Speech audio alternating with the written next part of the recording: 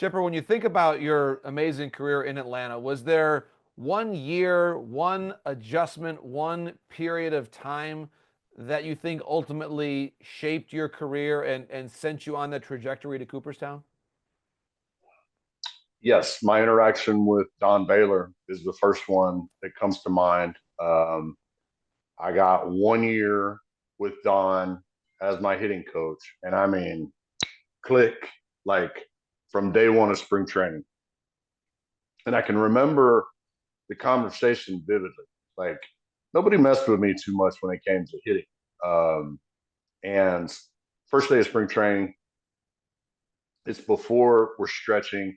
I'm in the cage and I hit for like, I don't know, 8 or 10 minutes left-handed, and I we were about to stretch, and I got out of the cage and I said, I'm done. And Tom Baylor goes, "You're not done."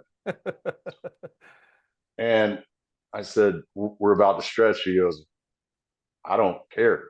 You're not leaving this cage until you hit right hand, and you're not leaving this cage until you hit right handed to my liking, you know?" And I was like, wow, nobody's ever really, gotten after me like that. And I kind of liked it, you know? So I stayed in there for another 8 or 10 minutes and I hit right hand. And I go, I got to go. We're stretching. And he's like, no. He goes, we sat there on the bench at the Wide World of Sports down there at Disney. And he goes, I want to hear your philosophy right handed. And I go, well, they turn me around a lot because it's not my power side. I'm more likely to do damage from the left side. So they turn me around right handed. Normally there's some guys on base, and I'm just trying to hit singles and doubles in the gap. And he did not like that at all. Right. And he said, he looked me dead in the eye. He goes, you hit third and you play third base for the best team in the National League. People need to fear you. He goes, I've been on the other side. I fear you left handed. I don't fear you right handed. We're going to fix that this year. He goes, I don't care if you strike out 100 times. I do not care if you strike out 100 times. I don't care if you hit 300. You're going to hit for power right handed. And I was a guy up until that point. I was kind of a 25 to 30 homer guy left handed. And then I'd hit a handful, three, four, five, six homers right handed. And man, when I tell you that change in attitude from the right side put me into a different it put me into a different class. All of a sudden I'm 30, 32, 33 homers a year. Now all of a sudden 45, and I hit 15 of them right-handed. Now everybody on the other side and then the other dugouts going, uh-oh, you know, we can't we can't we can't pitch to them, either way now. So it was really that kind of kick in the butt, so to speak, that he gave me that really kind of sent me up into that. Hey, I'm gonna hit between 35 and 45 here for the next foreseeable future, and you're gonna have to deal with that.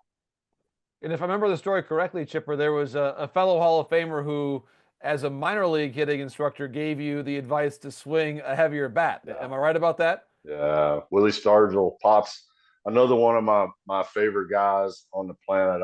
I miss him so much, but yeah, he picked up my little C271 32, 30 and a half ounce bat. And he's like, Chipper J, it's like, this ain't gonna work, man. He goes, I'm gonna give you this K44. This was an instructional ball after my rookie ball year. He goes, I'm gonna give you this K44. It's 35 inches, 35 ounces. He goes, I want you to hit with this. I want you to tape it up. It was a Louisville Slugger K44 ash bat. He goes, I want you to tape it up so it'll last longer. And I want you to hit with this all winter long. I want you to get used to getting, as many ounces around on 90 to 95 miles an hour as you can. And he goes, we'll have you hitting 30 homers in no time.